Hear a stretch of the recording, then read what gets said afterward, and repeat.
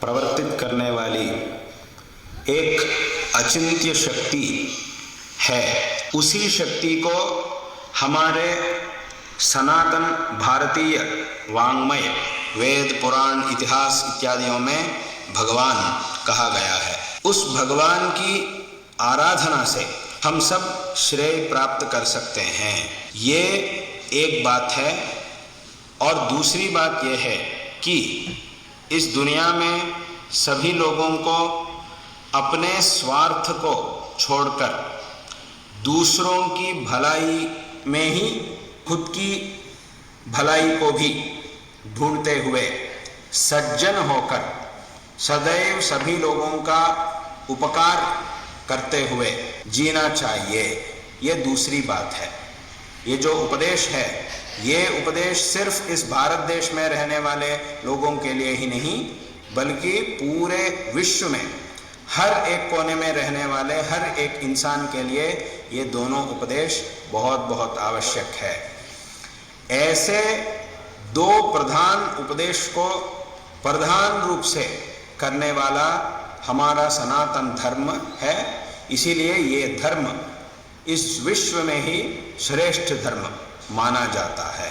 भारत देश ने कभी भी अपने स्वार्थ के लिए किसी दूसरे देश पे आक्रमण नहीं किया, सिर्फ आत्मरक्षा के लिए ही दूसरों के साथ युद्ध किया।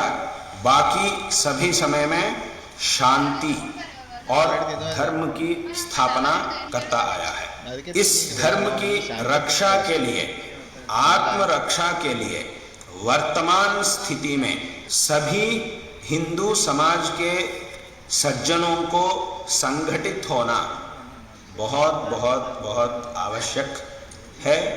इसीलिए सभी आस्तिक सज्जन, सभी हिंदू धर्म के सज्जन जो भारत देश में हैं, जो भारत देश से बाहर विदेश में रहते हैं, सभी लोग इस संदर्भ में संगठित होकर आत्मरक्षा के लिए और इस सनातन धर्म की रक्षा के लिए प्रयत्न करना बहुत बहुत आवश्यक है।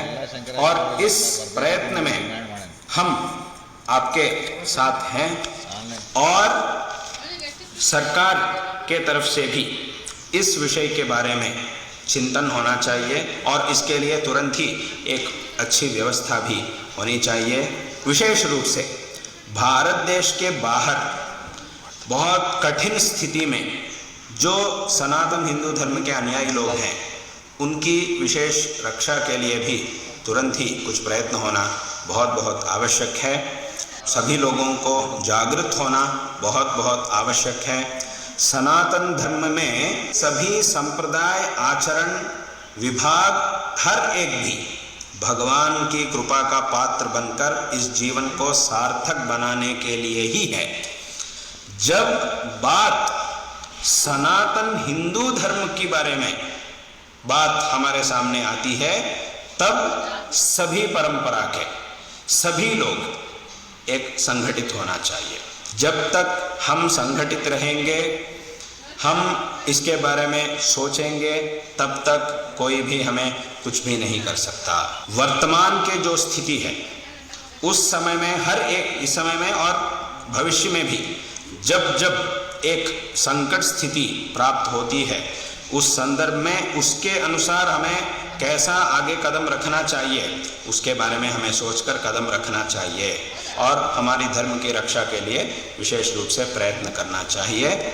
इस बात को हम इस संदर्भ में सभी लोगों से कहना चाहते हैं और शीघ्र ही इस धर्म के भारत देश में या अथवा भारत देश के बाहर जो सनातन धर्म के अनुयायी लोग कठोर स्थिति में दुखित हैं, उन सबकी भलाई शीघ्र रूप से ही हो।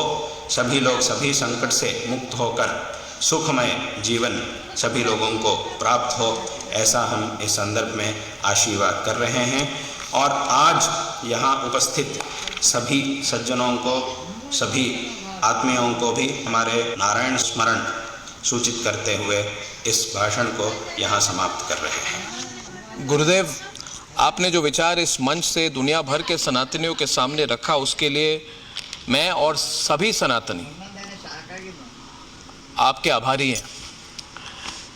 अंत में एक बार और मैं एक बात कहना चाहूँगा कि आज पहली बार है जब सभी शंकराचार्य जगत गुरु हमारे साथ रिपब्लिक मीडिया नेटवर्क के पतल पर ये पधारे हैं